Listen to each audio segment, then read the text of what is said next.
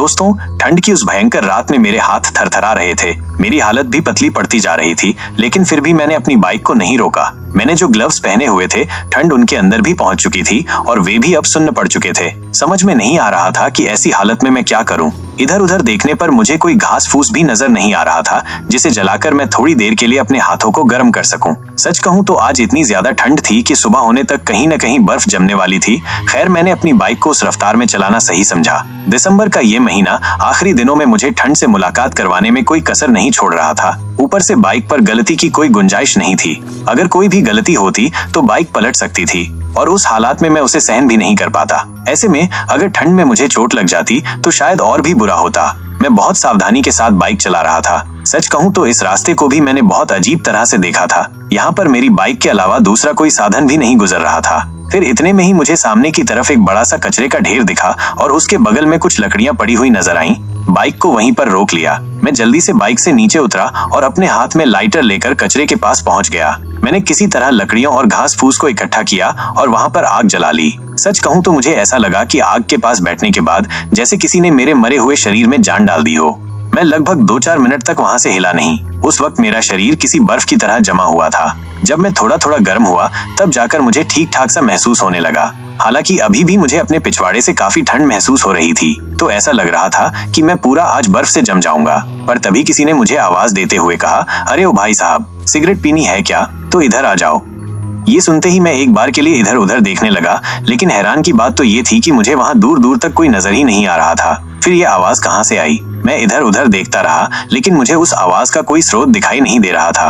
एक बार के लिए मुझे ऐसा लगा कि शायद मुझे कोई भ्रम हुआ है, इसलिए मुझे इस चीज को नजरअंदाज कर देना चाहिए। तो ऐसे में मैं चुपचाप वहीं आग के पास बैठा रहा और इधर उधर देखता रहा। फिर ये आवाज कहां से आई? मैं इधर उधर देखता रहा, लेकिन मुझे उस आवाज का कोई स्रोत दिखाई नहीं दे रहा था। एक बार के लिए मुझे ऐसा लगा कि शायद मुझे कोई भ्रम हुआ है, इसलिए मुझे इस चीज को नजरअंदाज कर देना चाहिए। तो ऐसे में मैं चुपचाप वहीं आग के पास बैठा रहा और इधर उधर देखता रहा। फिर एक बार मुझे वही आवाज सुनाई दी और इस बार वो आवाज मेरे बिल्कुल करीब से आ रही थी। पर जैसे ही मैंने पीछे घूम कर देखा तो मैंने पाया कि वो एक आदमी था जिसने सफेद रंग के कपड़े पहने हुए थे। दिखने में वो काफी नौजवान सा लग रहा था। इतनी भयंकर ठंड में भी वो आदमी हाफ बाजू की शर्ट पहने हुए था। मुझे समझ नहीं आ रहा था कि इतनी ठंड में वो गर्म कैसे रह सकता था। ऊपर से उसका शरीर काफी नॉर्मल लग रहा था, जैसे कि ठंड उसके शरीर को कोई नुकसान ही नहीं दे सकती। उस लड़के को देखकर मैंने उसे एकदम से बोला, अरे भाई, तुम इतनी जोरदार ठंड में भी बिना कपड़ों के कैसे घूम रहे हो? मेरी बात सुनकर वो लड़का एक बार के लिए थोड़ा सा कंफ्यूज हुआ और बोला, अरे भाई साहब, मैंने कपड़े पहने तो हुए हैं। इस पर मैंने उससे कहा, लेकिन हाफ बाजू में आपको ठंड नहीं लग रही?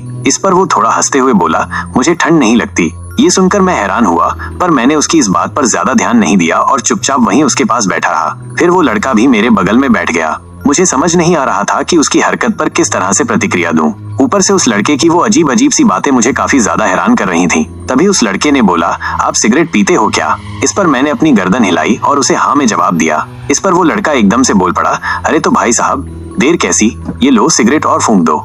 ये सुनते ही मैंने उसके हाथ से एक सिगरेट ली और उसे जलाने लगा। फिर मैंने उस लड़के से सवाल करते हुए कहा, भाई, एक बात समझ में नहीं आ रही है, तुम इतनी रात को अकेले जोरदार ठंड में यहाँ पर क्या कर रहे हो? मेरी बात सुनकर वो लड़का एकदम से बोल पड़ा, अरे भाई साहब, मैं यहीं पर रहता हूँ, यही मेरी जगह है और यही मेरा घर है। उसकी बातें फिर से मुझे कंफ्यूज कर रही थीं और मुझे समझ नहीं आ रहा था कि वो मुझे क्या कहना चाहता है। मैंने फिर से उस लड़के से बोला, लेकिन तुम्हारा मकान तो मुझे यहाँ पर कहीं नजर नहीं आ रहा। इस पर उसने अपने हाथ से इशारा किया। जैसे ही मैंने उसके इशारे की तरफ ध्यान दिया तो मैंने पाया कि वहां पर एक लाल टीन जली हुई थी और उसके आसपास एक झोपड़ी बनी हुई थी। उस झोपड़ी को देखते ही मैं समझ गया कि शायद ये कोई गरीब आदमी होगा जो अपना जीवन चलाने के लिए इसी अजीब सी जगह पर रहता है। फिर मैंने उस लड़के को बोला, लेकिन भाई साहब, आप उसके अंदर भी तो रह सकते थे, आपको इस तरह बाहर भटकने की क्या जरूरत थी? अब मेरी बात सुनकर वो थोड़ा मुस्कुराया और बोला, भाई साहब, मैं अक्सर टहलने के लिए बाहर आ जाता हूँ। उसकी ये बात सुनकर मेरे सारे कंफ्यूज काफी हद तक दूर हो चुके थे, लेकिन मैं अभी भी इस बात को समझ नहीं पा रहा था कि गांव से दूर जाकर ये आदमी इस छोटे से इलाके में अपना जीवन किस तरह से बिता रहा होगा और क्या ये अकेला है? इतने सारे सवाल अभी भी मेरे जहन में घूम रहे थे, लेकिन उस आदमी से मैंने एक भी सवाल करना सही नहीं समझा। फिर मुझे लगा कि कहीं गलती से मैं इसे कुछ गलत ना बोल दूं। बस इसी डर से मैं अब एकदम खामोश था। थोड़ी देर के बाद वो लड़का अचानक से उठा और बोला, अरे भाई साहब, जरा आप 2 मिनट के लिए यहीं पर रुको, मैं अभी आता हूँ। फिर मैंने भी अपनी गर्दन हिलाई, लेकिन अब तक मैं इस चीज से रूबरू नहीं था कि अब वो वक्त आने वाला है जिसके बारे में मैंने अपने सपने में भी नहीं सोचा था। मैं अब तक एकदम बेफिक्र था। मुझे इस चीज का बिल्कुल अंदाजा नहीं था कि आने वाला वक्त मेरे लिए तबाही भी बन सकता है। मैं बड़े ही आराम से वहीं पर बैठा हुआ था कि फिर अचानक से मुझे ऐसा लगा कि कोई कुत्ता या बिल्ली मेरे पीछे हो और वो हल्की हल्की आवाज से मुझे डराने की कोशिश कर रहा हो। इस बार जैसे ही मैंने पीछे मुड़कर देखा तो मैंने पाया कि वो कोई कुत्ते की तरह दिखने वाला एक जीव था। अब उसे भेड़िया कहूं या कुछ और मुझे समझ में नहीं आ रहा था।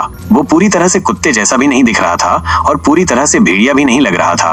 मुझे उसके बड़े बड़े बाल भयभीत कर रहे थे। मुझे समझ नहीं आ रहा था कि अब मैं क्या करूं। धीरे धीरे मैंने आग से जली हुई एक लकड़ी उठाई और अपने सामने रख दी ताकि वो मेरे पास न आ सके। मैं किसी भी तरह इस भयंकर मुसीबत से पार पाना चाहता था, लेकिन वो अभी भी वहीं का वहीं बैठा हुआ था। न तो उसने अपना एक कदम आगे बढ़ाया और न ही वो पीछे हट रहा था।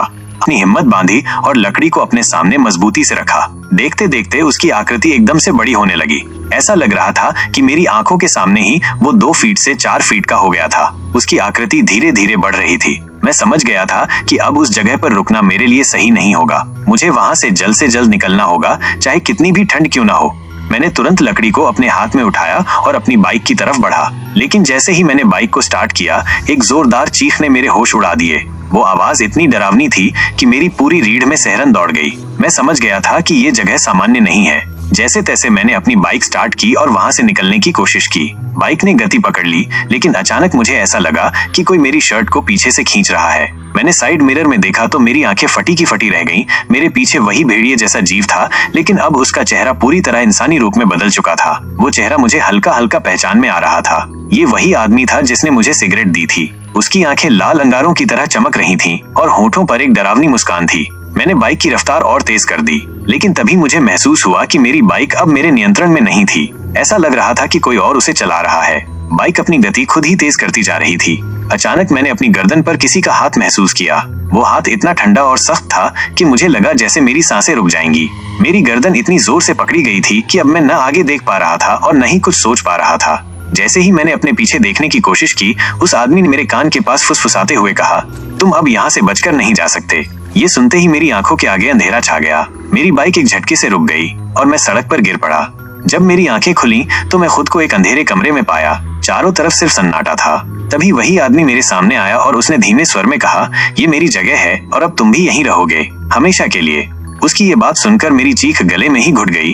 कमरे का अंधेरा और घना हो गया और उसके बाद क्या हुआ मुझे आज तक याद नहीं। ये